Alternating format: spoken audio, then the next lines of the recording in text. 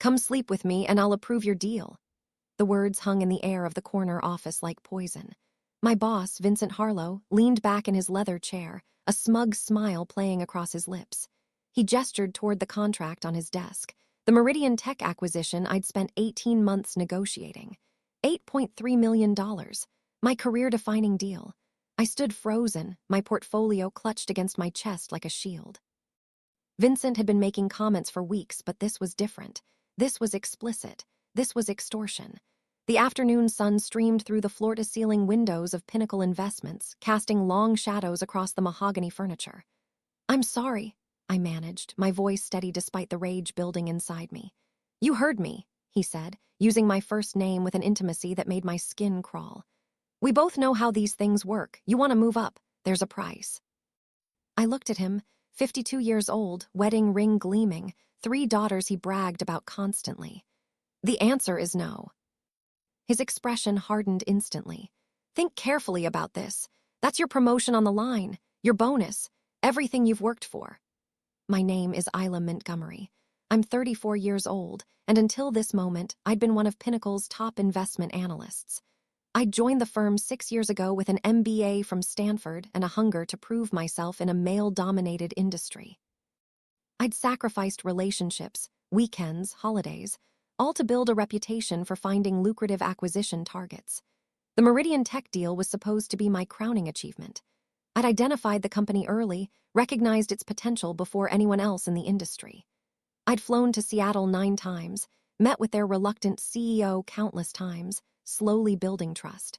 I'd structured the financing, negotiated terms, addressed every concern. The contract sitting on Vincent's desk represented the culmination of everything I'd worked toward, and now he was holding it hostage. "I said no," I repeated, my voice gaining strength. Vincent's smile vanished completely. He sat forward, his fingers drumming against the desk. "You're making a serious mistake, Isla. Do you know how many analysts would kill for the opportunities I've given you?" "Opportunities I earned," I corrected him. "Every deal I've brought you has exceeded projections. My track record speaks for itself." He laughed, a cold sound that echoed in the spacious office. "Your track record? Sweetheart, I'm the one who approved those deals. I'm the one who gets credit when we present to the board. You're just the worker bee who brings me honey." The casual dismissal of my work was almost as insulting as his proposition. I'd known Vincent could be difficult, everyone knew that. He had a reputation for taking credit for his team's successes while distancing himself from their failures. But I'd tolerated it because Pinnacle was prestigious, and the compensation was excellent. "I'm leaving," I announced, turning toward the door. "Walk out that door and the Meridian deal dies," Vincent called after me. "I'll kill it in the morning meeting. Tell the board the numbers don't work, the risk is too high. They'll believe me." I paused, my hand on the doorknob. "You'd sabotage an $8 million acquisition out of spite. I'd protect the firm from a risky investment championed by an analyst who's clearly lost her objectivity," he said smoothly. "That's how I'll frame it. Who do you think they'll believe? The VP with 15 years here, or the analyst throwing around accusations because her deal got rejected?" The threat was clear. He'd destroy my deal and my credibility simultaneously. I turned back to face him, studying his expression. He thought he'd won. He thought I had no choice but to accept his terms or walk away defeated. What Vincent didn't know was that I'd been documenting his behavior for 3 months. Every inappropriate comment. Every time he'd touched my shoulder too long during meetings. 3 months ago, I discovered something troubling while reviewing expense reports. Vincent had been charging personal dinners as client entertainment, but the pattern was suspicious. Always the same high-end restaurants, always evenings when he claimed to be meeting potential investors. I'd mentioned it casually to Felicity Chen, a colleague in accounting, who'd gone pale at my question. "Don't look into Vincent's expenses," she'd warned me quietly. "Just trust me on this." That warning had made me more curious. I'd started paying attention to things I'd previously overlooked. The way Vincent's assistant, Monica Wright, flinched when he raised his voice. The high turnover rate among female analysts on our team. The rumors that circulated but never quite crystallized into formal complaints. I'd begun keeping notes, dates, times, exact quotes. Not because I'd planned to use them, but because something felt wrong and documentation seemed prudent. Now, standing in Vincent's office, I was grateful for my instinct. I need time to think, I said finally. Vincent's smile returned. Of course, take the weekend, but Isla, the board meeting is Monday morning. That's when I present the Meridian deal for final approval. I'll need your answer before then. I nodded stiffly and left his office, my legs somehow carrying me past Monica's desk, through the glass-walled corridor, and into the elevator. I made it to the parking garage before my hands started shaking. Inside my car, I sat gripping the steering wheel, rage and fear warring inside me. I'd worked too hard to let Vincent destroy my career, but I wasn't naive enough to think a simple HR complaint would solve this. Vincent was protected by his position, his relationships, and his track record of profitability. The system was designed to shield people like him. I pulled out my phone and opened my notes app, scrolling through months of documentation. Every inappropriate comment was time-stamped and detailed. That evening, I sat in my apartment reviewing my options. My cat, Sterling, wound around my legs as I spread documents across my dining table, copies of my Meridian research, Vincent's expense reports I'd quietly obtained through Felicity, and printouts of my detailed notes about his behavior. The apartment was modest but comfortable, a one-bedroom in a converted warehouse building downtown. I'd chosen it for the natural light and proximity to the office, back when I'd thought Pinnacle would be my career home. Now everything felt uncertain. I could go to HR on Monday morning and file a formal complaint, but Vincent would immediately retaliate by killing my deal, and his word against mine would likely prevail. I could quit and take my skills elsewhere, but without the Meridian deal on my resume, my leverage in the job market would be significantly reduced. Or I could do what Vincent expected, pretend to consider his offer, then cave under pressure. Instead, I did something Vincent hadn't anticipated. I called Landon Pierce, a corporate attorney I'd met at an industry conference 2 years ago. We'd stayed in touch professionally, occasionally grabbing coffee to discuss market trends. Isla, good to hear from you, Landon answered warmly. Though calling at 8 p.m. on a Friday suggests this isn't social. I need legal advice, I said bluntly, about workplace harassment and potential retaliation. His tone shifted immediately to professional. Tell me everything, don't leave anything out. I spent the next hour walking him through Vincent's proposition, the threat to my deal, and the documentation I'd been keeping. Landon listened without interrupting, asking clarifying questions only when necessary. When I finished, silence stretched between us. Finally, he spoke. This is textbook quid pro quo harassment with threatened retaliation. Your documentation is excellent, but Isla, these cases are difficult. Even with evidence, companies protect executives who make them money. I know, I admitted. That's why I'm not going to HR first. What are you thinking? Landon asked carefully. I looked at the documents spread across my table, a plan forming. Vincent threatened to kill my deal by claiming the numbers don't work. What if I could prove the opposite? What if I could demonstrate the deal's value so conclusively that blocking it would obviously be retaliatory? Landon was quiet for a moment. You're thinking of going over his head. I'm thinking of going around him entirely. The board meeting is Monday morning. Vincent plans to present my deal and recommend rejection. What if I presented it myself? That's risky, Landon warned. If it backfires, you'll be seen as insubordinate. Vincent will have ammunition to fire you for cause. If I do nothing, my career at Pinnacle is already over, I countered. At least this way, I'm fighting back. We spent another hour strategizing. Landon agreed to draft a formal complaint documenting Vincent's harassment, held in reserve, but ready to file if needed. Saturday morning, I woke early and drove to the office. The building was nearly empty on weekends, just security staff and a few dedicated analysts. I swiped my keycard and headed to my cubicle on the 14th floor. I needed to prepare a presentation so compelling that the board couldn't ignore it. For the next 12 hours, I worked steadily, refining my analysis of Meridian Tech. I reviewed their financials again, double-checking every projection and assumption. I prepared comparison charts showing how similar acquisitions had performed. I drafted talking points addressing every potential objection. Around 6 p.m., Felicity appeared at my cubicle entrance, startling me. Isla, what are you doing here? I hesitated, then decided to trust her. Preparing for war. She glanced around nervously, then stepped inside. I heard Vincent killed your Meridian deal. People are talking.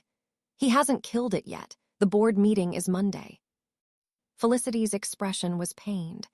Isla, I need to tell you something. Vincent did this before. My hands stilled on my keyboard. What do you mean? Felicity sat down, her voice barely above a whisper. 2 years ago, there was another analyst. Her name was Gabrielle Morrison. She brought Vincent a major deal, smaller than yours, but significant. He made the same proposition to her that I'm guessing he made to you. My stomach tightened. What happened? She refused. Vincent killed her deal in the board meeting, then started a whisper campaign about her judgment being compromised. Within 3 months, she was forced out. She tried filing a complaint afterward, but without proof, it went nowhere. Why didn't you tell me this before? I asked, trying to keep accusation out of my voice. Because I was scared, Felicity admitted. Vincent has been here 15 years. He has relationships with everyone who matters. Speaking up felt like career suicide. She paused. But watching it happen again to you, I can't stay silent. If you're fighting back, I'll testify about what I know. Sunday afternoon, I received an unexpected call from Theodore Ashford, Pinnacle's chief operating officer. My heart raced as I answered. Ms. Montgomery, I apologize for calling on the weekend, Theodore began formally. Vincent Harlow contacted me with concerns about the Meridian Tech acquisition. He suggests the deal has significant undisclosed risks. So Vincent was already laying groundwork to reject the deal. Sir, I'd welcome the opportunity to address any concerns directly, I said carefully. The analysis is comprehensive, and I'm confident in the projections. Vincent seems to feel you've become too personally invested in this acquisition to remain objective, Theodore continued. He's recommending we pass on the opportunity. This was the moment. I took a deep breath.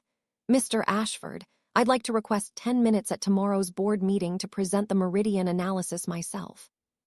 If the board agrees with Vincent's assessment afterward, I'll accept that decision. But this deal deserves objective consideration based on merit, not personal conflicts. Silence. Then, personal conflicts? That's an interesting choice of words. I believe the deal should be evaluated solely on its financial merits, I said, carefully sidestepping. I've prepared a comprehensive presentation addressing every potential concern. 10 minutes of the board's time could save Pinnacle from missing an exceptional opportunity. Theodore was quiet for a long moment. Vincent is strongly opposed to this presentation. Then let him present his objections afterward. The board can compare both perspectives and decide. Another pause. Then, all right, Ms. Montgomery. You'll have 10 minutes at tomorrow's board meeting, 9 a.m. sharp. Vincent will present his counterperspective immediately after. The board will decide based on both presentations. Thank you, sir. I won't waste their time. After hanging up, I allowed myself a small smile.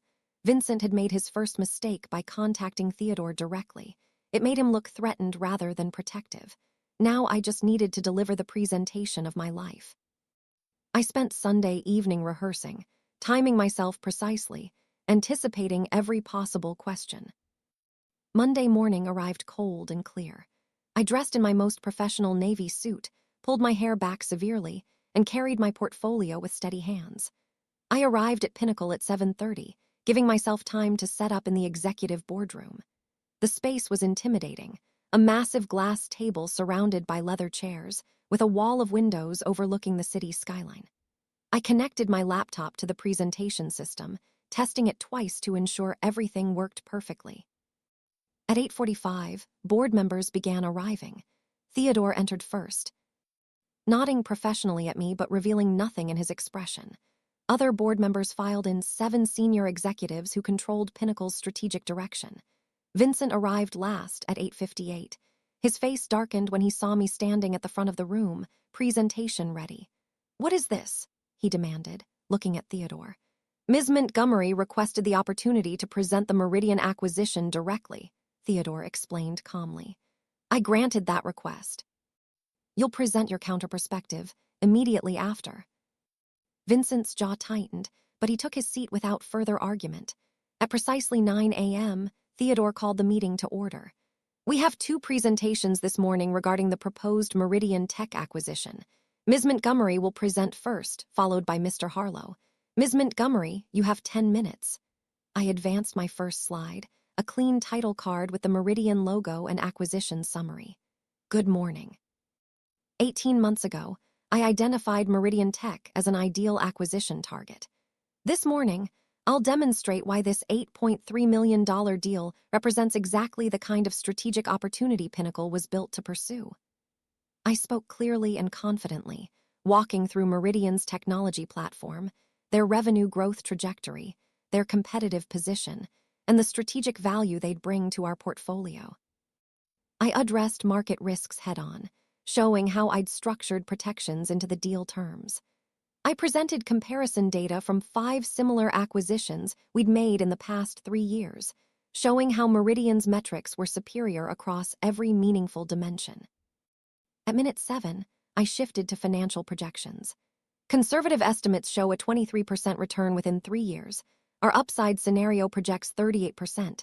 Even our worst-case analysis, which assumes significant market disruption, still shows positive returns within 5 years. I made deliberate eye contact with each board member as I spoke, reading their reactions. Most looked engaged, several taking notes. Only Vincent appeared hostile, his arms crossed tightly. I've worked directly with Meridian's founder, Owen Bradford, for 18 months. I understand their business model, their culture, and their growth plans intimately.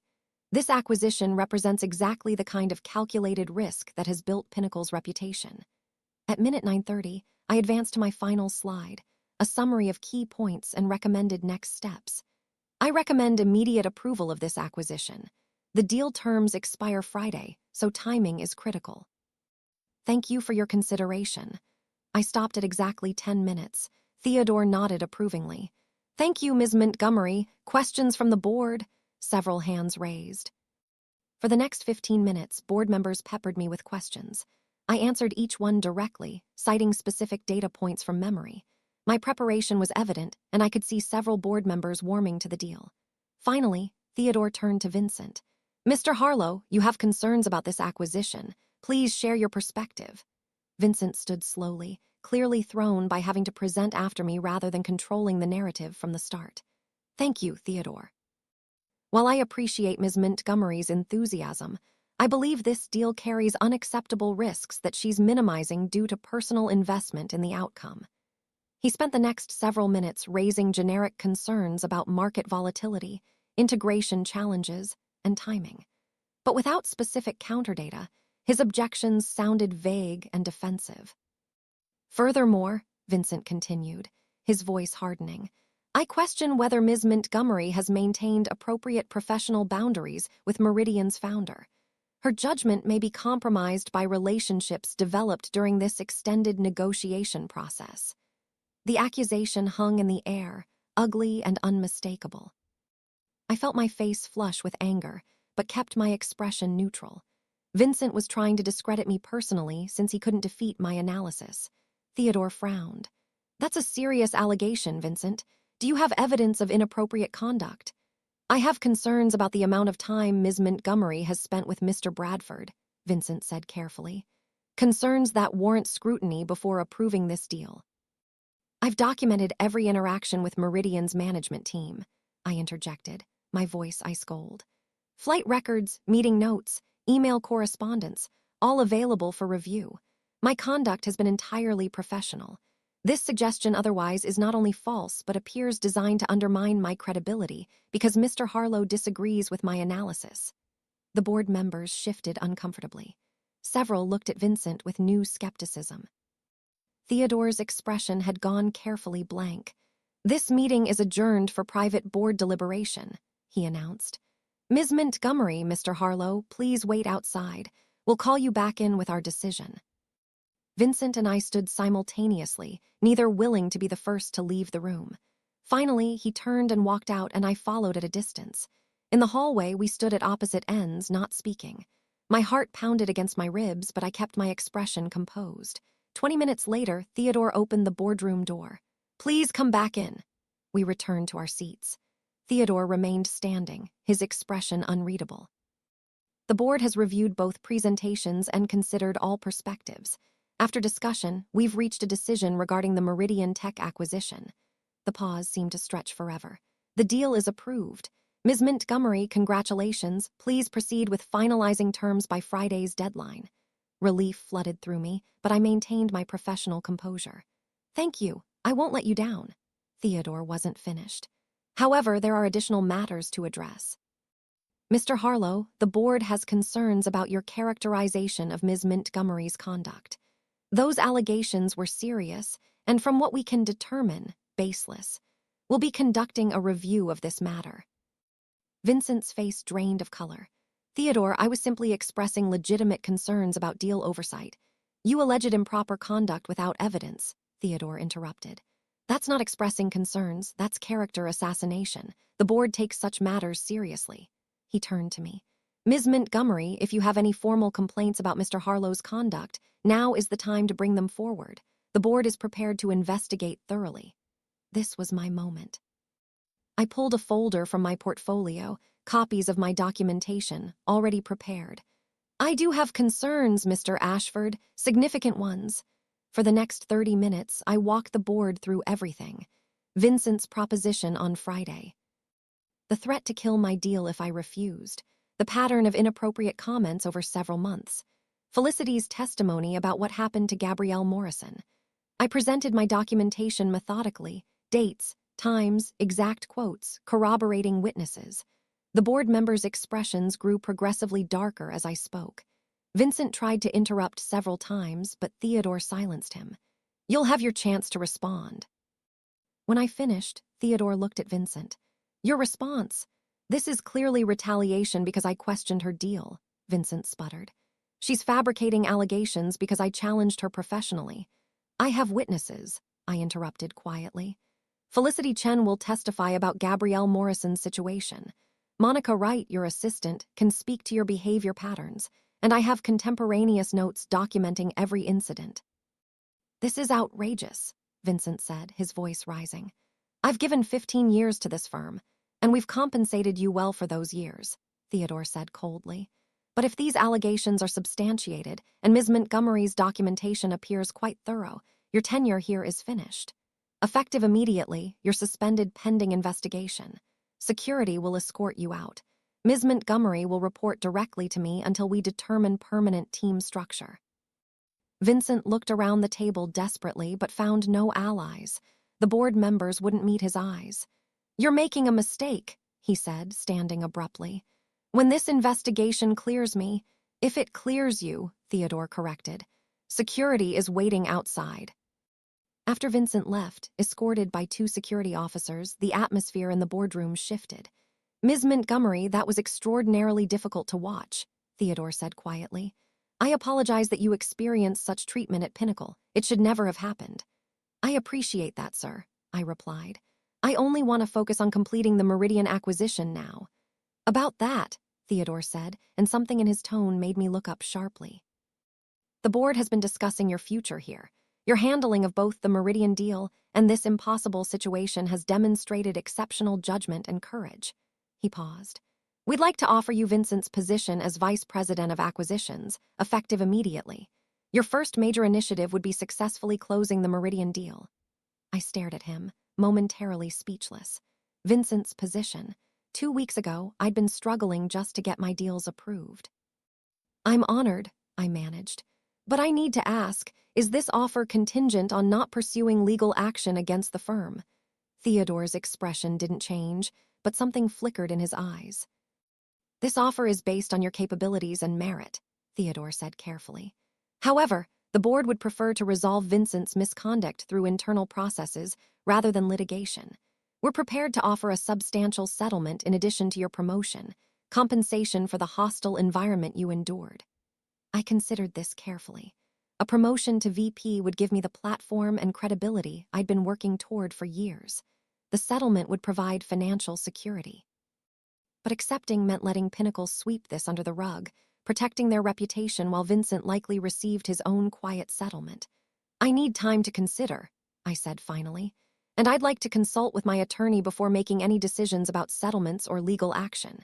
Theodore nodded, unsurprised. That's fair. Take until Wednesday. In the meantime, please proceed with closing the Meridian deal as planned. I left the boardroom feeling oddly hollow. I'd won, gotten my deal approved, exposed Vincent's harassment, even received a promotion offer. But the victory felt complicated, tinged with the reality of how broken the system remained. That evening, I met with Landon Pierce at a quiet coffee shop downtown. I walked him through everything that had happened: the presentations, Vincent's public accusation, the board's investigation, and the promotion offer contingent on settling quietly. Landon listened intently, taking notes. When I finished, he sat back thoughtfully. "You're in a strong negotiating position. The board is terrified of publicity. Vincent's pattern of harassment, if it became public, would devastate Pinnacle's reputation and expose them to massive liability. So you think I should refuse their offer and sue?" I asked. "I think you should leverage your position to create real change," Landon replied. "Don't just take a settlement and promotion for yourself. Demand policy changes, mandatory harassment training, an independent reporting system, protection for whistleblowers. Make Pinnacle actually fix the culture that enabled Vincent." I considered this, a new plan forming. "And if they refuse, then we file suit and make everything public, but I suspect they'll agree to almost anything right now to avoid that outcome." He smiled slightly. "You hold all the cards, Isla." Wednesday morning, I returned to Theodore's office with my response. "I'll accept the VP position and close the Meridian deal," I began, "but not in exchange for my silence. Instead, I want Pinnacle to implement specific policy changes."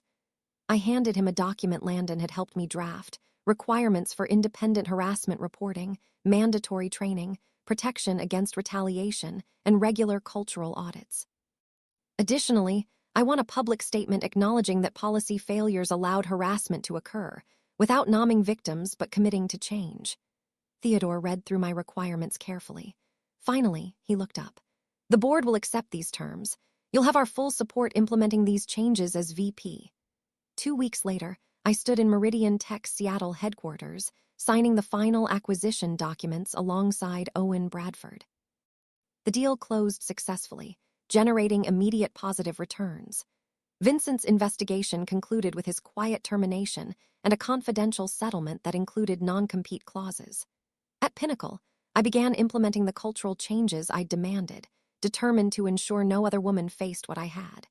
My name was on the Meridian deal, my voice was finally heard, and I'd transformed a moment of harassment into lasting change.